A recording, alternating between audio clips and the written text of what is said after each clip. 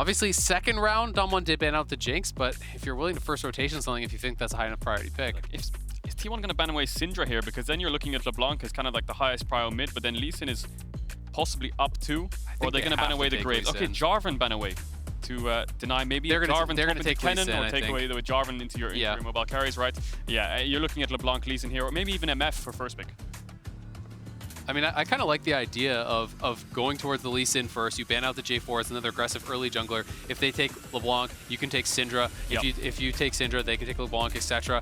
And look for that really powerful mid-jungle duo. I think this makes a lot of sense based on what we're talking about. T1 now will have an avenue to be aggressive and to really be the ones dictating the pace. Yeah, and they can force a lot topside here. If that Graves gets locked in from Damwon, they can look for Cannon Lissandra here and just go full team fight. Lee Sin, Cannon Lissandra would be great here. Of course, the Graves can be a flex, but then they'd have to pick Jace on 3, then they're playing Graves Jace into your top side. Lissandra Cannon here would be fantastic for T1.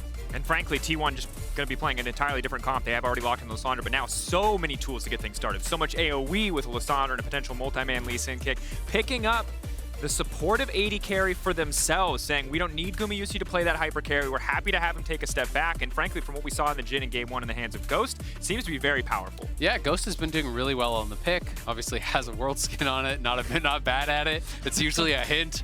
But you know, he can take the MF side of it here. So we'll see if they want to go towards that. Instead, they're going to prioritize jungle very likely. Xin makes sense if you want to play for a powerful top side, which Damwon showed they did in game 1. But now this gives T1 the ability to actually ban out some more of these marksmen and try to push down Ghost on the tier list. Yeah, but if Damwon ban away Cannon and Gwen, I feel like T1 are kind of starved for top laners with AP damage into the Graves, right? Unless you want to match it with something like a Jace and then run Jace into the LeBlanc again. Damwon probably going to target top side, you expect. But like I said, T1 on the opposite side with the Jhin can ban away things like the MF, can ban away things like the Ezreal or Kai'Sa in a safe sense for options to start playing through bot more. And the AP bans coming out as predicted. See if they're going to follow with the Cannon as well. Cannon, a champion, hasn't really shown up yet so far in this series. Obviously, hugely powerful across the entirety of Worlds, with a focus instead on a lot of these early powerhouses like the Graves. See what the option is going to be for T1. Don't have to worry about counterpick, or like will have access to counterpicks for the solo lanes, even though they are on blue side. But bot lane matchup was crucial in game 1, and it looks like that's where the focus is going to be. I would be really interested too if T1 was actually willing to go towards the Jax. We saw Khan bring out Jax into the Graves. You know, if the Cannon is going to get banned out here, that is another option. That is mixed damage. Yes, it's not pure AP, but can actually work fairly well if we've seen that. I feel like if you're going to draft a split pushy top laner, I think now with Cannon and Gwen gone as expected, Camille would make a lot of sense with Lissandra into LeBlanc. You need lockdown. Playing things like Jax and Jace and these things into LeBlanc, you really struggle to get in range. If they want to play pure team fights and 1-4, I think Camille suits their comp pretty well. I just feel like with this AD carry pick, they've drafted themselves a hole to avoid team fights. But Leona, to me, is now the biggest high prio. Does either team get Leona here? Because I feel like Damwon, if they ban away an AD carry like Ziggs, Leona is probably the highest prio right now as a support, because the enemy bot lane is playing Jhin Braum, you won't really see into LeBlanc. I like the Ziggs ban especially, make it that much harder to go for either the kill lanes or just freeing up Ziggs to sit solo on the bottom side. The tier list does get a little bit bleak with the options remaining at this stage. Is Ghost gonna go for a hyper carry? Draven would be an option. No. Are we gonna get Keria's Maokai maybe? We saw Jhin Maokai last game. Say, yeah, into LeBlanc, it would be fantastic. You could actually take the other side of it, because that is kind of a new wrinkle. The Draven's locked in. Okay, let's go. Ghost was popping off in game number 1, and now he's got to have a good game, because if you don't have a good game on Draven, you have an awful game on Draven. Absolutely, and Draven with the changes to his ultimate has looked strong in this tournament, but rarely in professional play do we see players who are confident enough to pick the Draven on stage. Even more, trying to pick up that axe against a Jhin, against Lissandra, it's going to be a tough task for Ghost. He popped off in game 1. Can he do it again? It's so interesting, because if T1 go Leona, they know that BeryL could still just answer with the Maokai, which actually seemed like a pretty good interaction. Oh, that's a Yasuo locked in! Oh, that's a Yasuo locked in! Rakan! Hey, wait, is that Yasuo Lee Sin top side into Graves? Is this going to be Yasuo top, or is it going to be like Lissandra top? Flexing Lissandra top. I saw Canna playing Yasuo yesterday in solo queue. Now, I will say he was running it a tiny bit, but he got camped. But he was playing Yasuo yesterday. Yeah, he was playing it yesterday. So I think this is Yasuo into Graves. First, we saw the Maokai into Leona matchup, and now we're seeing Yasuo into Graves. Alistar going to come through for BeryL, makes sense into things like Jhin Rakan, but Lee Sin Yasuo has good kill pressure. The only worry I have for them is this double AD into Graves. Is it Lissandra top? That's what I was thinking, is they might actually be doing that to have the AP into it, and Faker could play it mid, but they're going to swap, and they still have time. Yeah, this does make more sense, So especially because you want to have Lissandra matching into LeBlanc. Yeah, we were worried for T1's top lane, you know, with Cannon down, Gwen down, they're blind picking Graves. Are you going to play Jace? But no, they're going to play Yasuo, and this was prepared from the get-go. And while this is not a do-or-die matchup, T1 are still down a game in this series. This is high pressure for a Yasuo top lane. And this is not by any means an easy competition to play against. This is crazy, actually. Game 2 here. Both these teams clearly coming with a lot prepared. We get the Maokai supporting game 1. Game 2, we're getting not only the Ghost Draven, but you're getting Canna on Yasuo. These very explosive feast or famine style champions. After game 1, game 1 we called feast or famine. That was nothing. Those guys were eating good no matter what compared to this. It is all or nothing here in this game. Yeah, and you've got Ghost picking Draven into Gumayusi, and then you've got Canna picking Yasuo into his idol of Khan, who he's looked up to and is fighting for him for a spot in the finals. He is willing to pull out the Yasuo Lee Sin into Graves. This is going to be a bloodbath on both sides, both side lanes. Mid jungle, I think, is the focus then. The gauntlet has been thrown down, no doubt, as we get into game 2. Will the student become the master here? Can Canna just take down Khan? Graves so powerful, so oppressive. Yasuo a champion, though, that when he gets going, never stops. And I wonder if Yasuo has the TP. He does in the end. So Fleet Footwork, TP, Resolve second, Doran Shield. So maybe not as much action as we'd hoped for in the first few levels, of course, just sustaining up and will get pushed in by the Graves. But something you can play towards at level 6 with really good lockup from the Lee Sin. And we needed something to lock the LeBlanc down. That's what T1 was looking for. We thought they'd pick Camille, but a Lee Sin kick or any knock-up from Rakan for a Yasuo to stun her up and get the kill is something that will help them. It's also worth mentioning, Windwall later in the game is going to have so much value against double marksman. When you're playing against a Graves plus the Draven, there's really, really high value with that Windwall there. I'm going to be so interested to see how mid lane is going, though, because we did actually see the same matchup from Faker and Chovy, and Chovy definitely was getting the pressure in those early levels. You know, this is more about more of an answer to LeBlanc and not necessarily a counter to LeBlanc, and you will still expect Faker to lose the early lane, and I just want to see how heavily weighted it is towards ShowMaker. No matter how exciting the bottom side of the map was, we do have to pull attention back to our featured matchup presented by Mercedes-Benz. ShowMaker versus Faker again. This time, Faker with the counter matchup. Faker the one who has the tools to answer. Yes, it's not the flashiest pick, but his teammates have got him backed up with flashy picks plenty. Canna didn't spot the late invade. Canyon and Canna walking up to the blue buff. They're going to get this for free. Canna actually ran away the second Damwon's top jungle walked in. So now it's almost like a split map situation. The problem is T1 doesn't know it's happening. So Oner will path top, you expect, but then after this red Krugs Raptors pathing, he'll realize his blue is gone. Yeah, and Draven as well as the Alistar, BeryL Ghost, they faked the leash. They actually went up to the blue buff. They came down through river. So they enter the lane from there, you know, really saying, hey, he's over here. He's over here, guys. He's clearing bot to top, but it's not the case, and Canyon's going to take away multiple camps. And this could be a disaster scenario. If your bot side's getting pushed in, you go towards top, all your camps are gone. It gets really, really rough for Oner. BeryL and Ghost not just playing for the bot lane, playing for the Oscar as well. Gumayusi and Keria, see how they fight back on this one. Halo Blade's Draven is just very, very oppressive in trades if he's able to land a few of those axes. That said, Gumayusi might not just give him the space to do so, as Canyon already moving across, looking to take his own camps, will get spotted, crucially, as he enters the jungle here, so they will have that info. And that's very important now, because Oner will see Canyon took away his blue, and now he's question mark pinging, did he take my blue? He has bot push and he has mid push. Oner could have just ran straight to the enemy blue right now, level 3 decent and contested, but he's opted out of it. Maybe he's scared of some early top play and wants to make sure the Yasuo is safe. Zhao is very good into getting early ganks onto Yasuo. But if he doesn't go invade the blue side now, he's just going to be so far behind, right? You're going to be giving away so many camps, and Damwon will have full knowledge of where you are, so he has to go now. They're pinging towards it. T1's bot side with the push are looking to invade, get the vision down, and Oner's going to come over here, and they're going to have to try to play, you know, split map, which makes it very difficult for Canna, because now you're playing this kind of high risk, high reward melee champion in Yasuo, but your jungler's not on your side of the map. Yeah, and Canyon's probably going to do Krugs into top crab and maybe look for an early top dive. Really good lockdown. Well, they're going to go from mid. Zhao. They want to dive ShowMaker. Faker can flash W here, and Keria could follow with flash W himself. If it misses... Backing off, flash forward, that's a W, instant follow-up. ShowMaker now running. It's going to try to outplay this one, but first blood dropping for T1. An excellent start in the mid lane. Yeah, T1 proactive once again. First blood, second game in a row. And that does go on to Oner, looking a lot more confident. Oner, a very kind of aggressive player, feast or famine playstyle in the LCK. Once he's ahead, he knows how to play from ahead and he's very comfortable. We saw on the Poppy his first gank towards bot in game 1. He fell behind, he died, and from there it felt like Oner really wasn't in the game, but this time around gets himself a kill, and ShowMaker still going to connect the chains here. Oner stopping the recall there just in case Faker gets collapsed on. Yeah, so Oner doesn't end up actually taking away any of Canyon's camps whatsoever. So, you know, Canyon is going to kind of catch back up here. I will say, Faker should have flashed in earlier before the minions got there, because then you can actually follow up on the queue. When they went in this late, Oner has to ward hop in, then try to get in range. It's actually very difficult for him to actually close the gap. And then as an additional cost, he had to spend his flash to get out of the tower range because he didn't have his safeguard available since he needed to use that to enter. So it could have been a little bit cleaner, but a really nice aggressive play. Yeah, they still got the playoff, which is really important. And now Oner is slightly ahead of Canyon. You've got this jungle matchup of Oner, who was on T1 Academy in 2020 when Canyon was winning Worlds. And Canyon is notoriously the best jungler over the last 2 years versus Oner in his debut year at Worlds. And I think overall, Canyon is a player that we always have our eye on, especially after the Lee Sin performance in the last game, because when you think back to players that have won multiple titles, it's Bank. It's Faker's third summoner spell, the guy who was the supportive player to help out and support Faker. On the opposite side for Canyon, this is a man who has carried tournaments single-handedly, carried games single-handedly, a very different style, looking to cement himself in the same way that Bengi has been cemented in League history. Absolutely. I mean, Bengi is the only jungler to have multiple World Championship titles.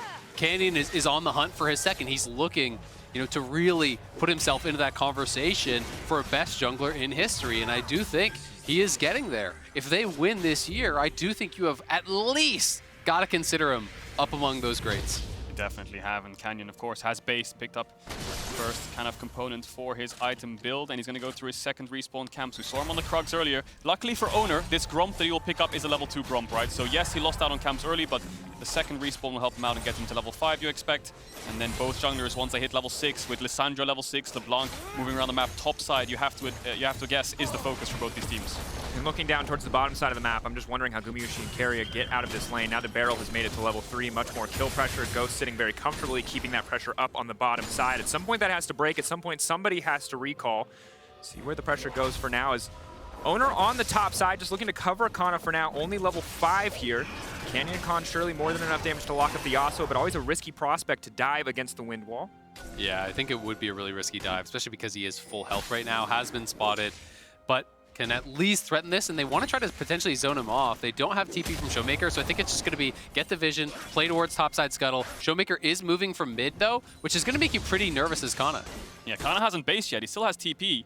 We'll have to base and pick up Boots first item, tier 2 Boots, Berserker Greaves, you imagine, and then play towards the top side. I think a big thing that hurt T1 in game 1 was they moved towards the Herald, they watched it die, and then they backed off. And I think having that early Herald just sets the tempo of the map, and that's something you need when you're playing Lee Sin, Yasuo, Lissandra to start snowballing the game. And you can see T1 was paying the respect to that possible dive. You know, as soon as ShowMaker actually was missing, Oner's camps are respawning on bot side, but he went top to just make sure that he was close enough to respond to any potential dive if that were to come in. It did not, so he covers the play, he moves back towards his second red buff. He's going to clear down towards bot side, and we'll see if either team wants to move towards an early dragon or if it's just going to be all about the Herald setup. And game 1, a little bit more aggressive, 4 kills, I believe, around the 10-minute mark. This time around, just 1 kill at 7 minutes. See what else is going to go through. Certainly a lot of setup on both sides to make these kills happen. Faker, though, with a bit more reliable point-and-click CC. Keria approaching level 6. See where the focus is going to be. Herald, you already brought it up, I feel like is naturally where we expect, especially T1 to go. But Dawan Kia have tools to fight back. That said, if you take a risk against a Yasuo and he gets ahead in this game, it's going to make it so much harder. Definitely is. And 30 seconds till the Herald spawns. Khan's going to base and run out towards the top side. Will cancel it in the end, and Oner's trying to get level 6 as fast as possible. Lee Sin Lissandra level 6 is so powerful into LeBlanc. This Lissandra LeBlanc matchup, whoever has Lee Sin kind of wins out on the 2v2s because of the lockdown you have and the CC setup for the burst to take LeBlanc down. And you can see both supports have been hovering around mid for so long. Gumayusi actually dropping bot waves this time around and being on the Herald play first will give Ghost some room to breathe, and he will be able to get some plays for himself and get himself ahead. But T1 probably just going to get this Herald and try to force this top tier one. Yeah, it looks like it will be the inverse, but this time we actually do see Ghost is starting to cheat up into the river, but going back down now, so he's not going to move. And I think it will just be a free T1 Herald. And we'll see how much they're going to be able to get off of this. I mean, if you go up towards topside, as you're saying, you start to get Canna ahead. Lee Sin is now 6. That can be a really frightening duo. Looks like Gumayusi will just run back bot, has the tier 2 boots, but again, you will bleed plates and experience. You can see Ghost is level 6. The good thing for T1 is mid lane has been a great place to unlock so far, right? Faker's got the assist, he has really good setup, and mid tower's already at 4 platings, but it looks like actually they're going to a 1-3-1, 8 minutes in, match Faker bot, wait for his TP to come up, and then have their bot lane in mid. And I like the adaptive lane assignments, frankly, because Ghost is getting scarier and scarier. Remember that execution will come through on the ultimate based on how many stacks he has. And this man has just been sitting in lane, farming and picking up stacks. So going in 1v1 as a Jhin is a risky prospect. And Herald's going to get you 2 plates, right? But Ghost already got 2 plates of gold isolated just for himself. He also got ahead in farm, he got ahead in experience. Canna up here by himself on this top side. BeryL will be spotted by the ward as he moves up, so now you can expect Oner to move up here and try to cover, and nothing really should come of this. Khan very comfortable in this matchup, honestly. Quick drawing away from the empowered Q. Very massive, but a wind wall coming out. Oner waiting in the darkness. The setup for the play is here. Will be a 3v3. Faker actually pushed out bot and moved towards mid. Ghost ulted bot wave to push in as well. He's going to run mid too, so it's a lot of tension here in the top side river, trying to force Damwon out. T1R, and Damwon's looking for some kind of dive onto Canna. They will get this top crab, and they're trying to maintain top side vision. Dragon is up, so both teams could just pivot towards the bot side and get that for themselves. But it's just a trade-off of waves and tempo right now in each lane. Taking their time. Gumayusi just trying to push this wave out as quickly as possible so he can recall. Ninja Tabby's coming out, respecting the triple AD threat on the opposite side. Knows that he may get caught out and be in trouble if he does not have that item.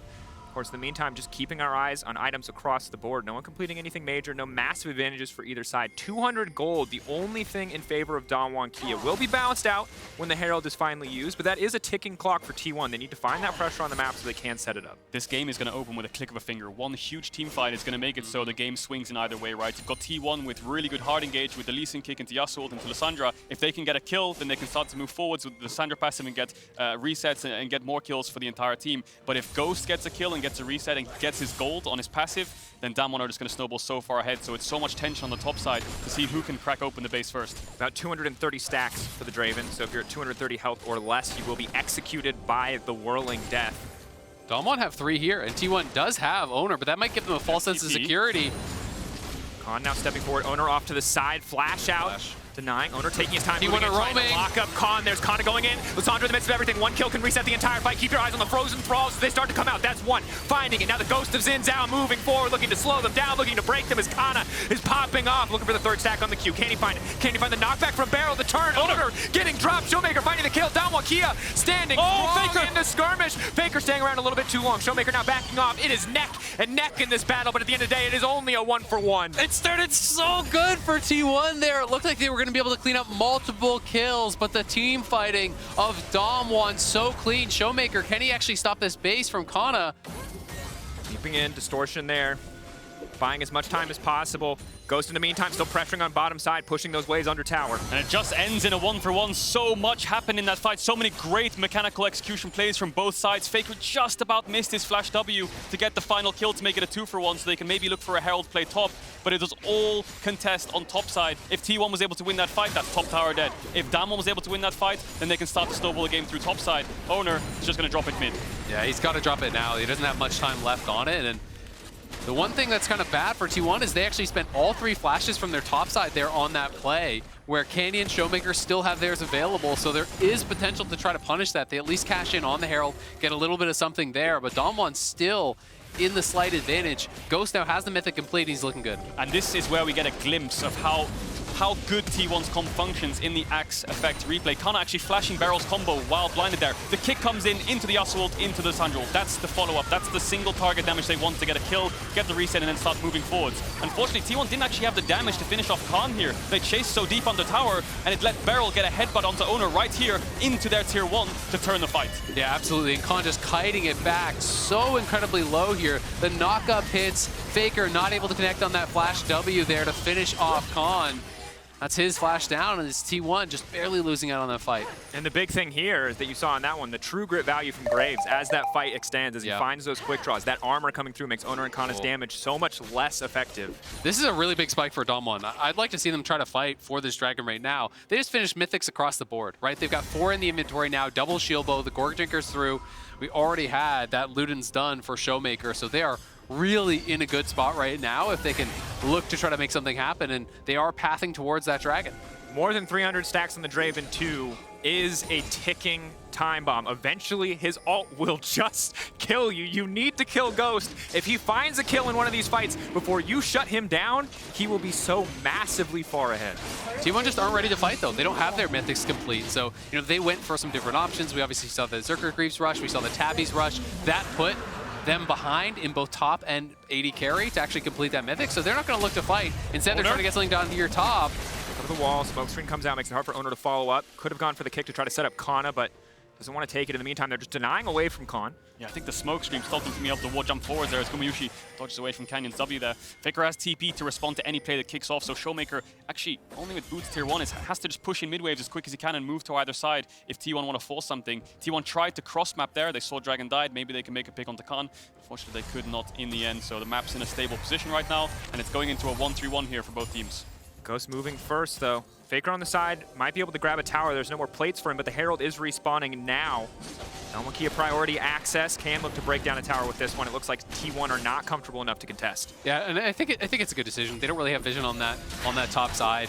The plates are already down, so there's less value from the Herald anyway. Faker's going to be able to get some damage down on that bottom side. You know, is Resolve as the primary tree, so going to have Demolish. And we'll see. Keria potentially flanking here. It's be a long flank, but Canna's moving down. And TP over the wall. Dodges back from the pulverize there. Headbutt still available for BeryL. ShowMaker still trying to play on the edge there, but Graves is still pushing in on the top side. Draven in the meanwhile just holding into mid lane, but Faker's grabbing so much damage on this bot lane tower as Kia really need to try and find the fight here. Stand aside goes in, but not gonna amount to much. Herald will get used mid lane and they'll at least trade 1-for-1, but in the top side, Con grabbing a tower of his own as well. Will they get this? Faker's basing and he has TP. There's a ward behind them on the right side there next to the tier 1. T1 could look to pull the trigger here if Damwon overstep. The important thing here is T1 is catching top waves and getting a bot tier 1, whereas ShowMaker is just standing in mid with the rest of his team and fell behind in experience there. Level 10 to level 11 of Faker. It's actually so nice to see how these teams are playing. It does feel like an evolution from the LCK finals where, you know, we saw last game T1 willing to actually trade bot side for Herald. Again, this game making a smart trade bot side for Herald, not just completely opting into every 5v5 there. They're playing a couple of really clean games. Damwon is in the area here. Do they go? BeryL going in, committing on the engage. Still has the ultimate available. Whirling Death coming out very early. The value of that execute is going to be gone before the fight even starts. T1 take control of mid lane, but both sides know how much is at stake if they fully commit for the engage. A single mistake could cost you the game. Neither side looking to overstep. Faker wasn't spotted there until the last second from Damwon. BeryL backed away just in time. Khan's going to base and has TP as well. Mid-wave contest non-stop from both these teams. Looks like T1 want to push Damwon back to get control of this bot side river. No Dragon for 2 minutes 30 seconds, but both teams want to force this mid tower. Yeah, Faker I think going to move down bot side. The wave is actually, he crashed on the tier 2, so it's pushing out towards him. You can see though, again, T1 have the advantage in sides because Faker got the push. He took the mid one, or rather tier 1 bot, gets that, bounces the wave, so now he gets all this juicy farm to pick up. He's going to push that back the right way for them. Khan is up on this top side, has the shield bow complete now, so a critical pickup for him, and he'll be pushing in there. Well, the core 3 have reset and are going to try to get mid lane control, which could mean that tier 1 falls mid. So good from T1. Hold steady, come up with something new in the Yasuo, but it's worked pretty solidly throughout this early game. Has not been the most explosive games, really only action on the top side of the map.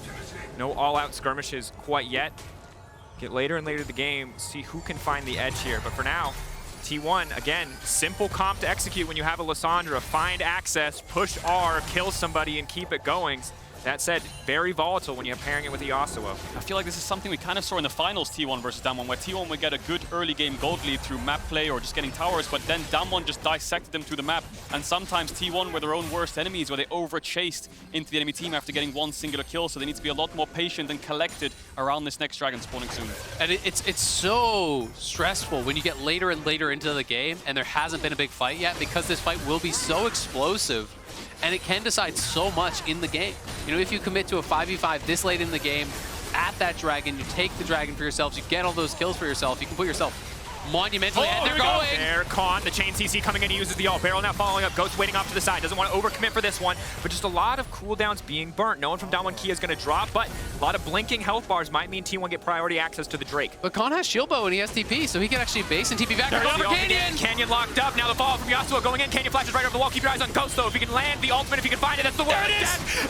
800 gold for Ghost, as he finally finds the kill he was looking for. T1 looked for the pick onto Canyon, but Canna used the wind wall way too early, so he couldn't defend Keria. Now T1 are facing a 4v5 situation without an ultimate on Faker or Canna. It's only Oner and Gumayusi with it, but Damwon are low, and BeryL looks like he wants to back off. TP coming in here from Faker. They still have control around the river, but ShowMaker's looking for it. Back over the wall. Q does not connect. T1 trying to take control of mid lane, knowing that this will give them priority access to the Drake. 5 seconds on the spawn. Ultimates are down, but it feels more impactful for T1 to be missing those. No Lissandra ult, no kick, no Yasuo ult is such a big deal. They will take that mid lane tier 1. They get mid control. They'll go down towards this dragon, likely be able to grab that for themselves. But it just felt like a little bit of split decisions from T1 in those looks where they were going for the pick. They committed the Lissandra ult onto Khan, then they didn't actually have that when they tried to go all in for Canyon. So they didn't quite have enough on either side. You know, you want to try to use all those abilities together, utilizing the Yasuo ult, the Lissandra ult, all these to kind of stack and layer and make sure you get that first kill. So you get those frozen thralls out from Lissandra and can begin to run over the fight. Yeah, you're completely right, Azale. It's T1 who can dictate the fights, right? Damwon, the only real engage they have is an Alistar if he can flash combo into Gumayusi, and then maybe some kind of chains from ShowMaker or a Q3 from Canyon. So Damwon have to wait for T1 to commit and then turn as they do it. If T1 don't commit completely on the same target and in kind of harmony, then Damwon can turn quite easily. BeryL can stop the backline from getting close, and then we see it right there. And double marksman in an extended fight is so difficult to deal with. The Graves, the Draven are going to have incredible value. You need to get that first kill as T1. When you commit your ultis, you need the reward. And in this case, they do try to go all in here for Canyon, but as I said, there's no Lissandra ult. They don't actually have that, so the lockdown is not long enough. The wind wall was spent early, as you called out, Kadril, and then there's just not the defense onto Keria. The execute comes through. That is 1,150 gold off of one kill, and that is Ghost now in a position to carry back-to-back games potentially. Yeah, and the wind wall is what bails you out of these fights, T1. When you overcommit, you pop the wind wall to stop them from being able to damage you while you're committing to that one target. Similarly, though, Canyon, with his ultimate, able to mitigate so much of the follow-up damage that's coming from Jhin, but I think it's good that we highlight Ghost, because again, incredible game one on the Jhin, more of a utility carry. Yeah, this time, game. it's the Draven, and he's already popping off again. Very quiet in the early game while he farmed stacks, but, you know, cashed him in the end, and that's all that matters. This was not a player that we expected to be laser-focused on. We expected this matchup to be all about top side, unless Gumayusi was given something like the Aphelios. Instead, Ghost really making a name for himself in this one. And I think he's just been getting better and better. You know, he's a player that has received a lot of criticism, but it's tough because you're on a team of some of the best players in history, right? So yes, he doesn't always look as strong by comparison to Canyon or to ShowMaker, but he is an incredible player in his own right, and definitely showing that here against T1's bot lane, who is considered by many to be the strongest at the tournament. Lock up, LeBlanc manages to get back over the wall. Now the follow-up to flash out to safety. Keria going to be in trouble. No follow-up on the frozen claw there. Yeah, the ultimate has a tiny cast time, so ShowMaker could W back before it instantly locked him down. If he hit the ultimate, he could have hit the Everfrost too, and the Jhin W could have followed shortly after, so ShowMaker playing with fire there. But they did get ShowMaker's flash, so that is actually a pretty big deal. It is just the ult for flash, because T1 didn't overcommit. They just expended the Lissandra ult, Keria W's over the wall. You know, if that lands, there was going to be follow-up, he would have gone down, so he is forced to commit the summoner. And that is going to mean ShowMaker has to play it much more safe around these objectives. When he's dancing in and out, you can get punished really heavily. Yeah, and especially when he's running Sorcerer's Shoes on LeBlanc against Lissandra and Rakan. ShowMaker might have to be careful here. Faker doesn't have the ultimate, but one lockdown CC will keep him locked down because he has no tenacity to work with unless he has it in his second tree. It's also worth mentioning, Ghost decided to go Exhaust here. He's not playing Cleanse, right? So there is a tremendous amount of CC. Ghost can be a good target for the Lissandra ult as well. If he mispositions, it's going to be a while till he gets that QSS, and that's a big target that Damwon are depending on to really output the damage in these fights. Certainly it is, and Windwall doubly punishing against a Draven when you drop the axes, when it stops that from being able to come through, significant portion of your reliable damage output. So while Ghost, yes, has to stand aside, can mitigate a lot of these potential engages, he is also in a difficult position. Hard to play out these fights against so much CC, against a Windwall. More pressure on him to try and make it work. And again, a game that is neck and neck. Yes, there is one tower difference. Yes, there's 1K gold difference, but that's really all that's separating the team. Yasuo finally on 2 items, 100% crit already at this point in the game. Lissandra with the hourglass, T1 strength ramping up most certainly. Yeah, can I just say the early game to mid game has been beautiful from both teams, both these games. Every single time one team has tempo top side or bot side and they have a numbers advantage, the other team just finds some kind of cross map play, whether it's tier 2 trades, tier 1 trades over sides. You can see it right there. T1 get the top tower, Damwon respond with bot tower, and that's just great to watch. I mean, there's only a 1K gold lead between both these teams with 1 million on the Dragon. That's where both these teams are going to be putting their focus. But that 1K gold lead is Ghost's QSS.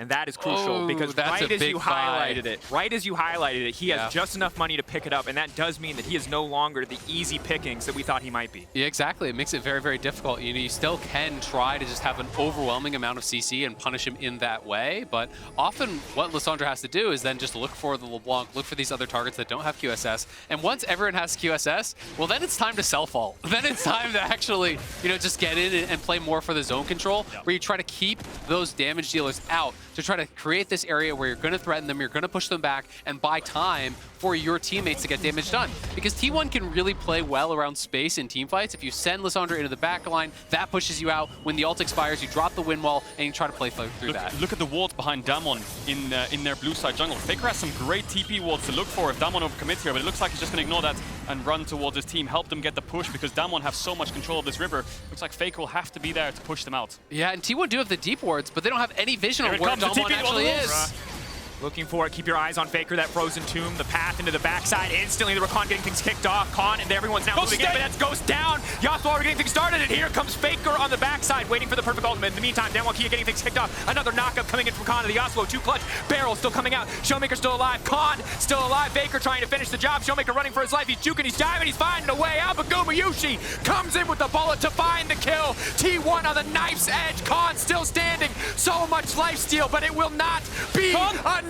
T1 take the fight. Oner and Faker standing strong. It's a bloodbath at the Dragon, and T1 coming out on top. Faker and ShowMaker had a 1v1 for so long. ShowMaker was the one who had to run for the hills. Eventually, he went back to his distortion, and Gumayusi finished him off. It ended up in a 2v2, and T1 get the dragon, then they get the ace. Oh my god, what a fight that was. That battle between ShowMaker and Faker. Faker locking him down for so long. The greatest of all time versus the ShowMaker.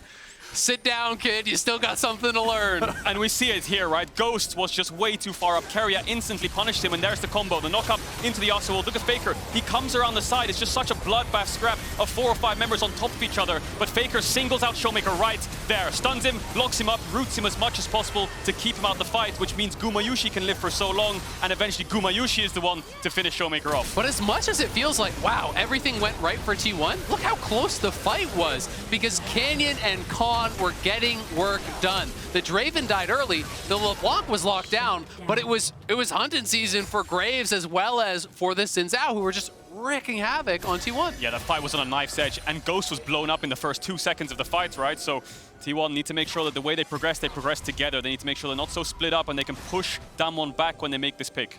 And I think, again, massive game for Oner. We talked about Canyon looking to cement his legacy, but Oner in game 1, not relevant. The Poppy, once it fell behind, did nothing. This game with the Lee Sin, 4-1-3, 100% kill participation, has been everywhere that he needs to be. Absolutely. And Lee Sin was huge in the quarterfinals as well. And with it coming out, you know, if T1 win this game off of a great Lee Sin performance, Canyon obviously dominated with it in game number 1. That can shift draft priorities if it becomes a must ban. Something else is going to open up, but T1 only with a very slim lead. It's only 2 dragons. It's only 500 gold.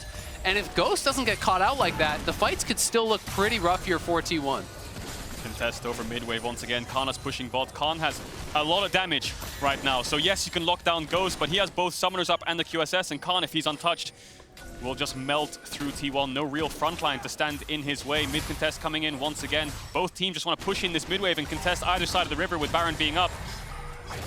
Kia stepping forward, Khan getting very, very aggressive, but again, their composition outside of the Alistar really lacks immediate aggressive engage tools, which means Khan is just free on the side lane to keep pushing, to keep pressuring, as T1 might look to collapse if Kia do not move perfectly. T1 just playing this really, really well. This had been one of their weaknesses against Damwon in the past, was that they would often overpush, they would get caught inside, so they didn't play this push and pull game of split push well. But in this case, they're in the 4-1, Damwon is grouped as 5, so as Damwon move forward, T1 moves back. That buys time for Canna to push in that wave, to deny some of that goal to Damwon, and then as soon as they move over, Canna moves back, and now T1's 4 move into the river, getting that Baron vision, establishing control in this area, and this is just beautiful League of Legends. Absolutely, and this is the reason that so many people expected 5 games. It's not because of what we saw in the finals, it's because of what T1 has shown us in this tournament. The growth that they've been developing, and again, keep in mind, rookies on the stage. These are babies on the international stage. They lost game 1. So many players would have collapsed. Grandpa Faker there in the middle. Grandpa Faker there in the middle. 151 games. The Splinter to the Ninja Turtles, I think you said, Kate. He's holding it together, and I think it is important to have that voice behind you because obviously so much more experience on the side of Damwon Kia. T1 holding their own in this game too is massive. Yeah, the rookies of T1 can look to their left, look to their right, and they know that they have the greatest player of all time in the mid lane to rely on when it comes to these tense situations. But Damwon are just such a well-oiled machine that right now it's just even footing on both sides. Mid-wave contests, vision contests, both waiting for an objective to spawn. 1 minute 30 seconds on the next dragon. That'll put T1 on Ocean Salt Point, and Damwon don't actually have any vision control right now. It's very hard for them to push T1 backwards because of the amount of ultimates that T1 have. Faker's teleport up. Can always fish for another flank. The deep vision isn't really there. Khan sweeping it out now. Coming over the wall, starting the Baron. I think he's just after the ward at this point. Just going to look to leave and this one go right back over with the quick draw. But again, the pressure rising. A single play could turn this game against T1. They have all the tools to start a fight on their terms, but if they pick a single bad fight, this Graves, this Draven, this LeBlanc will pick them to pieces. And you know the Baron take is so easy for Damwon off of a one fight because you have that double marksman. It will go down incredibly fast, but T1 just trying to get these side lanes pushed. I wonder if Canna has the Death Dance complete here. I'm assuming that's what he's going to go for, and he does have it. That's a very big buy against what is an overwhelmingly physical damage comp here from Damwon. But so much of these fights is really just down to execution for T1 because they don't have tankiness in their characters. They have tankiness from their mitigation, from their abilities, right? From the zone control created by the Lissandra, from the wind wall used by the Yasuo, from the CC that they put out. If you are not on point with those, you can get blown up instantaneously by this Damwon comp. Yeah, and Damwon aren't even going to opt into this dragon, it looks like. Unless ShowMaker wants to push this top wave and TP down towards the dragon. Looks like Damwon just want to threaten the Nash. And the thing is, if T1 commit too many numbers to this dragon, Damwon can burst this down, just like you said, Azael. Double marksman does so much damage to a neutral objective. So T1 have to push Damwon out to this top side solo it before they look for it. And as you say, Canna walks towards there, has the TP. All T1 need to do now is just show themselves. Show themselves into Damwon's face and say, you cannot start this Nash, otherwise we will contest you. In the meantime, they are getting this Dragon Soul point. Grabbing their third Drake. They started it. I think Damwon started it.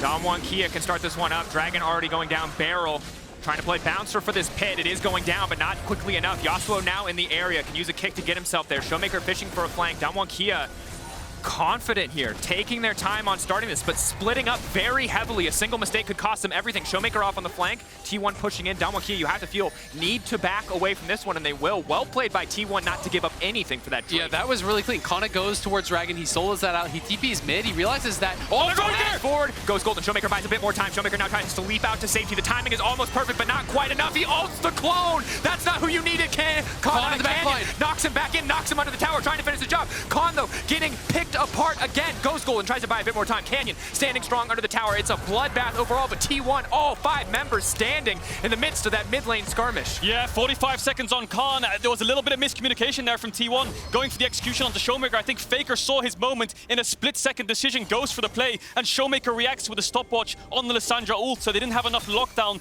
to take ShowMaker down. Faker doesn't have TP, so he's really low right now. T1 have absolutely no ultimates to work with other than Canna's, and Damwon have smite, so they're going to walk up and try and contest it. 25 seconds on Khan, and he has TP. Maybe T1 want to turn. BeryL, sidestep, Ghost still standing strong. Faker could be in trouble. Aftershock is proc, but Gumayusi off on the backside with a 4-shot waiting. Will not give up too easily. T1 now forced away from the Baron as well. Back and forth it goes. T1, 2K lead, but a tense battle overall. ShowMaker fishing, trying to take down Keria, buying more time. They can counter Baron. Resets. Yep. Counter Baron after counter Baron, but who will take it in the end? Khan could TP in, they could look to force this, but BeryL had to base and he had no wards left, so Damwon can't put a vision line to make sure they can turn in time if T1 respond. T1 no TPs left after these plays. Damwon still have both, and Faker finds his moment. Yeah, he finds a moment here to go straight in.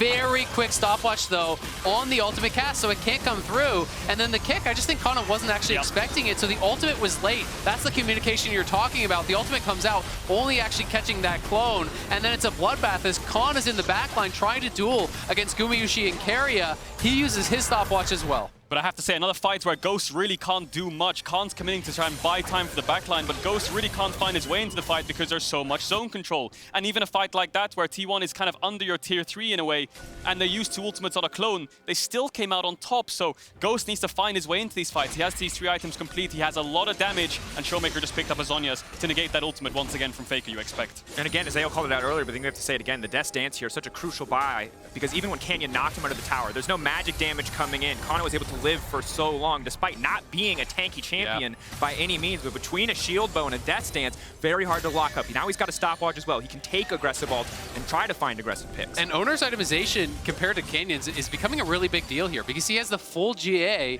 above Canyon's items. And at that point, you can start to play in a different way as Lee Sin. You can start to be willing to trade out your life for that of a carry. You find the kick flash on Ghost. You are down to die for that if it means that Ghost is going to go down as well. Yeah, late game team fights are all about time. As much as you can buy, it gives you so much more opportunities the longer the fight goes on. And T1 have an Ocean Soul point in 1 minute 40 seconds. Damwon have single target damage and only an Alistar to face check. So the more they walk up, T1 are going to try to push them back when they're all established in mid lane. So what they're going to do is push out these sides. Canna's going to push bot, Faker's push top. They're going to come back towards mid and stop Damwon from getting into the river. And you notice it's been Oner's job here to actually keep vision cleared out of this Baron pit, to keep some sort of eyes on that, because they know Damwon could try to go again for a trade, try to take the Baron when they go towards the Soul. So they want to make sure that they have forewarning of this, that they can respond to this if that's going to be the option here from Damwon. And so far, a wild series. 35 minutes in, still very close. T1 very clearly in control with the Dragon lead, but only 2K separating them. And again, we now have 80 carries and junglers trading all-star performances. Game 1, it was Canyon and Ghost all the time here. Oner and Gumayusi both doing some work here. 6 overall in the kill participation out of 8. Gumayusi, no slouch on the Jhin either. And you can see Canyon Elixir in inventory. That tells you you're feeling this could be the fight that decides the game. Oner and as well. Very likely it will be, yeah. Both players trying to maximize their power for this fight, trying to get their buys in, pick up enough pinks, because they know this could decide it. Yeah, ShowMaker has a pot too. Faker just finished Rabadon's. This next fight will decide the game. 30 seconds on the Ocean Soul. T1 have 2 options. Do we stop Damwon coming into bot side river, or do we just run towards top side, and as they go towards Drake, just trade a Baron for it, right? They have 2 winning plays here that Damwon have to shut down, and the only way they can do it is getting vision and pushing T1 back, but it looks like T1 are standing their ground. DK grouping as 5, ready to push them back. Keria able to leap back to safety of the team. Damwon Kia, not a ton of engage tools. Have to be careful, have to use their engage very well if they want to come out on top. Khans is playing great. They're going in! Wall. Khan now getting picked off, gonna get things kicked off, but Khan managing to leap back out to safety. Damwon Kia peeling back, getting so many cooldowns at the cost of nothing. Khan can recall, come back in with a TP, and we could see another 5v5. But Canna leaping through the minions, trying to deny the recall, ready to stop Khan from finding his way back to base. T1 have to go for Nash now. They can't contest this Dragon. Are they in time to even burst this down with a Jhin and Lissandra? The Yasuo will do a lot of damage, and Damwon realize they're gonna beeline towards the Baron. There's 3 ultimates down for T1. They're baiting Keria. Pop the ultimate. T1 are out of ultimates, they're out of options, it's only Canna's ult left. They wanted to try to look for the turn. They didn't actually decide to commit to it, so Damwon do come out on top. They do spend the flashes, they do spend the ultis, but they walk away with the Dragon here, and now they are onto the Baron here. They're trying to force T1 into this difficult position. Yeah, Gumayusi and Keria just base as well, and Damwon have so much damage for this Baron. It looks like they can get this if they want to. Faker has the ultimate up. Kanna's going to TP top. T1 have to contest this, but they have no vision. Keria's on the way. 6K. Getting lower and lower. Could all come down to a single Lee Sin. Faker, single smite. Faker over the wall. 16. Oner! It's massive. Faker off to the backside. Keep your eyes on that one. They find the reset. That's going to be 1. Frozen Thralls now coming out. Damwon Kia getting routed in the river, but Canyon still standing strong for a moment. No. Double, triple for Gumayusi. Follow-up kill. A smite steal from Oner. The rookies on T1 are making their mark at World. ShowMaker wants to make a play, but not today. Sit down, ShowMaker. This is T1's time. Oner, the 18-year-old jungler, steals the Baron from Canyon alongside Faker to clean up Damwon. 5 kills to none, and T1 are going to take game 2. What a way to end it. The confidence from the rookies here. Oner, young players like him being able to get in there, steal the Baron to bring out this Yasuo comp here for T1 for Canna as well. An incredible punch back here from T1. We're all tied up. And if you cast your mind back to the T1 Gen G series in playoffs, Gen G were the ones who took game 1, and then T1 were the ones who came back in the next 3 games to make it a 3-1. Game 1's not their comfort zone. It looks like game 2 and game 3 is when they start to feel it. T1 certainly ramping it up, and Lee Sin went from a pick you can't give to a Canyon to a pick you can't give to either jungler. At the end of the day, the coordination from T1, again, rookie lineup, so incredible. These are guys who hadn't even decided on their starting 5 until we got into Worlds. It's an incredible feat. It's absolutely amazing, and I just think that the draft coming to Game 3 is going to be so interesting. It feels like with the rising in priority of Lee Sin, that could change things up. That could open up some other picks potentially. The Yasuo is a wrinkle we didn't expect. Leona's value almost feels like it has gone down because of the showing of the Maokai. It seemed like a good answer. So there's a lot of things for these guys to consider in this next about 20 minutes that they have.